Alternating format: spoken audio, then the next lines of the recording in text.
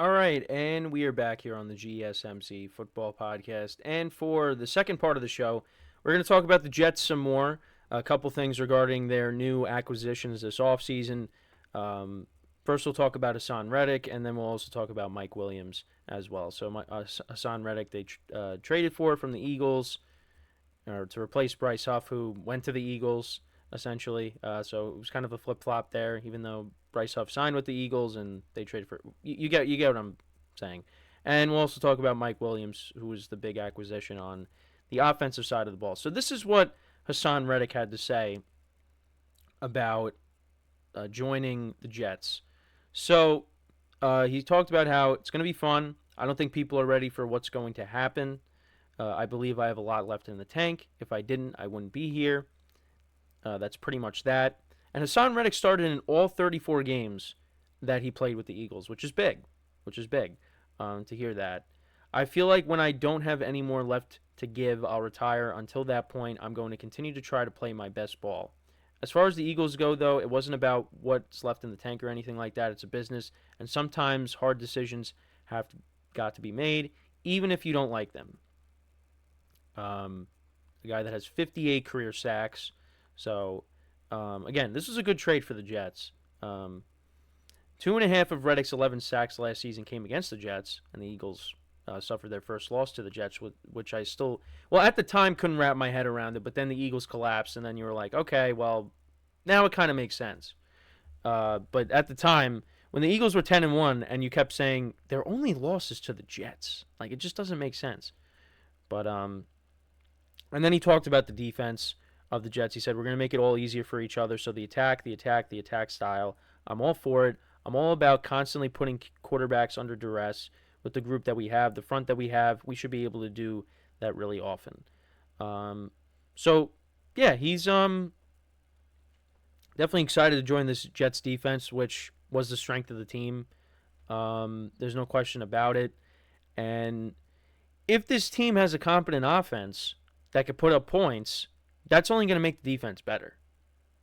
Because, you maybe question the Jets' effort late in the season because it's just, well, we got no chance because of what we have going on at quarterback.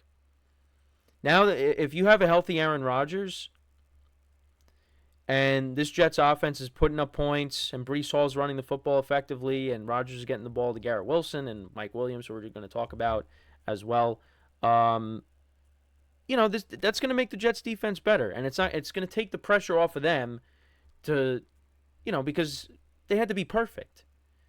Because the Jets offense just could not generate points. Now, Breece Hall, towards the end of the year, he was unbelievable. But,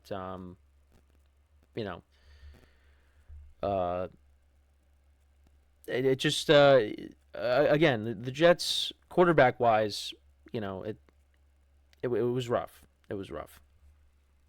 Breece Hall was doing his part, and Garrett Wilson was doing, the best he could with what he was given, but it just, again, the Jets offense, for Jet fans, you're hoping that you're getting better quarterback play in 2024, which, again, healthy Aaron Rodgers, you will. You will. Even if it's not the Aaron Rodgers that we're accustomed to seeing over the course of his career, if you get, because, again, he's 40 years old. If you're getting, and coming off of an Achilles injury, if you get anything, if you get a somewhat decent version of that quarterback, not the MVPs, the back-to-back MVPs, if you're getting something a little less than that, you'll take it. You'll take it. So Robert Saleh talked about Mike Williams' recovery, so we'll transition over to what was talked about with him. So he's got a long way to go in his recovery from the ACL injury. He was comparing the timeline to Breece Hall, who tore his ACL the previous season, not last year, but we knew that. Despite the challenges of the recovery process, Saleh expressed confidence that Williams will be ready for Week 1 if he follows the proper rehabilitation protocols. Saleh highlighted Breece Hall's remarkable recovery from a similar injury, noting that Hall had a standout performance in Week 1 of the 2023 season, despite concerns about his recovery timeline. Yeah, Yeah, I mean, literally the first run of the game. The highlight of Aaron Rodgers' jet career, well, other than him running out with the flag uh, before the game, was the handoff to Breece Hall, which, I mean, when Breece Hall ran that football for whatever, however many yards it was, I mean, MetLife Stadium was going crazy, and Jet fans were going crazy, uh, all over the place because it was just like, wow, this feels different, and it ended in an instant. A few plays later, um, Saleh did acknowledge, though, however, that the recovery timeline for Mike Williams, who is 29 years old, who's older than Breece Hall, might differ from that of a younger player like Hall. Williams sustained his ACL injury on September 24th, 2023, giving him more time for recovery compared to Breece Hall. The Jets management has emphasized the importance of not rushing Williams' recovery, with general manager Joe Douglas stating that they don't expect him to be ready for the start of training camp. So he is going to miss some time. Well, I mean, yeah, he's got a long way to go, but he is going to miss some time going into next season. But when you're talking about training camp, preseason, things like that, we'll see if he even plays in the preseason. But at least from what they're saying, he will be ready. It seems like he'll be ready for week one. While the focus is on Williams being ready for week one, any additional preparation time before that would be beneficial, particularly for building chemistry with quarterback Aaron Rodgers. Saleh expressed optimism about Williams' potential contributions to the team once he completes his recovery process. So we'll see what happens.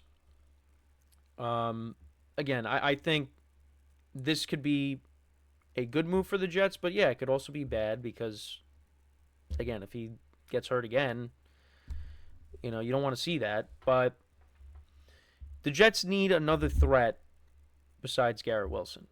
Garrett Wilson needs some help there.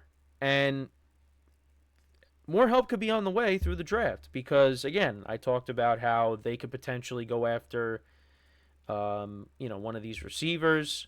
It seemed, I mean, the ones that'll probably fall to them, it's probably either going to be Rome Odunze or Brian Thomas Jr. Again, from what I'm seeing, it seems like Marvin Harrison Jr. is probably going to be the first wide receiver taken off the board. Then it's going to be Malik Neighbors, and then it's going to be one of these two guys. Again, could be wrong. Those guys end up getting traded, or team trades up and gets them before the Jets can pick. Well, we'll see. I don't know. I'm just throwing random things out there, but that's probably what they would end up with. And I think Rome Odunze actually went in to visit the Jets. So, and I know if he got drafted to the Jets, I know one of my friends who's a Jet fan would be ecstatic about it because that's his guy. And obviously my other Jet fan friends would be excited about it as well, but I just know he's a big Rome Odunze guy. So I know he'll be happy about that. If that ends up happening, because then they could also go the other way and trade and draft Brock Bowers. And my other friend who's a Jet fan is a big Brock Bowers guy. So I know he would be very happy about that as well. But again, they're all kind of, for the most part, just not very optimistic about this Jets season. Because it's just, that's how they're programmed now. Because you saw what happened in week one against the Bills. And they got in their minds, well, what if that happens again? So they can't even get excited. Like, you're improving the offensive line. You get Mike Williams. And again, is Mike Williams like one of the best wide receivers in the NFL? No. But I think it's an upgrade over what they've had. Definitely an upgrade over, even with him getting hurt, I think he's an upgrade over the other wide receivers that they have on the team outside of, well, Garrett Wilson.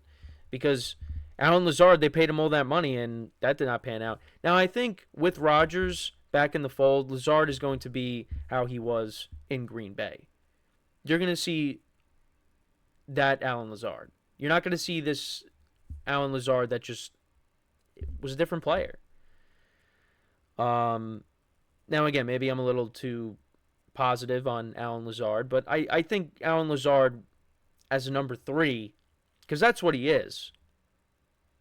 He's like a lower tier number 2, number 3 wide receiver. That's what he is. Um, at least in Green Bay, like when you had Devontae Adams on the opposite side, I mean, Lazard was a different player in Green Bay. But that was because you had a healthy Aaron Rodgers. When he gets hurt with the Jets, and you got Zach Wilson throwing you the ball, and Tim Boyle and Trevor Siemian, yeah, it's going to impact some people. And just but Lazard got criticism in other ways as well. I mean, he just and drops and yeah, it was rough for Lazard. And I'm gonna say with Rodgers back, he's gonna have a somewhat of a bounce back season. But again, he's not gonna be. You got other guys to throw to. I mean, you got Garrett Wilson, Mike Williams if he's healthy. You got competition there and getting targets. And then whatever wide receiver you bring in. So actually, yeah, I did just mention that.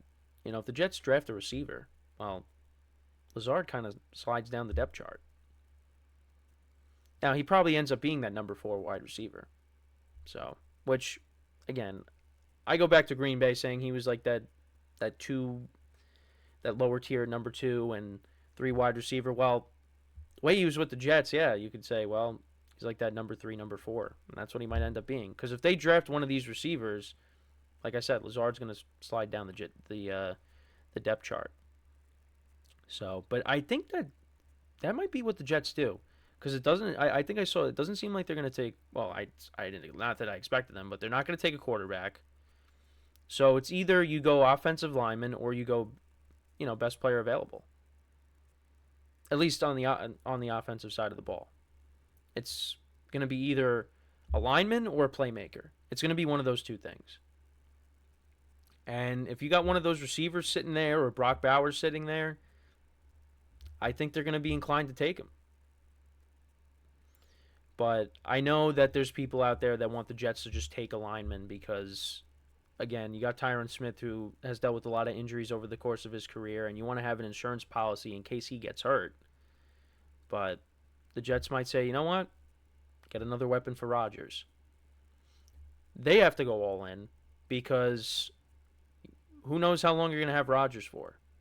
I mean, he says he wants to play multiple years. I mean, I covered that once on here, but again, I mean, who knows?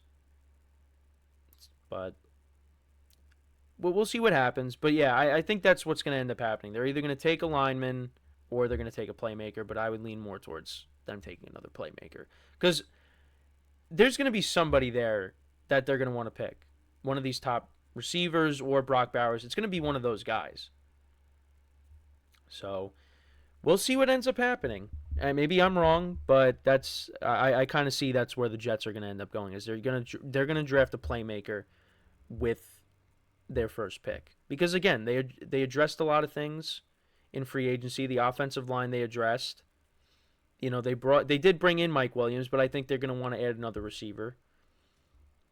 The defense, I mean, is loaded. I mean, maybe they shock us and go with a defensive player. I don't know, but I think what they're going to do is they're going to draft a playmaker on offense with that pick. But let me know what you guys think about that. Before we go to break now, second break, just want to remind you guys once again, to tip or donate and get your comments recognized, make sure to go to the following link. That is GSMCPodcast.net. Again, that really helps the show, makes the show more interactive between myself, the host, and you guys, the viewers. Again, that is GSMCPodcast.net. And as always, it is displayed on the ticker on the bottom of the show segment down below. So, when we come back from our second break of the show, we will talk about Tyler Boyd. Speaking of wide receivers, we'll talk about Tyler Boyd some more. Potential landing spots for him. And that is what we will do when we come back from our second break of the show. So with that being said, stick around and we'll be right back here on the GSMC Football Podcast.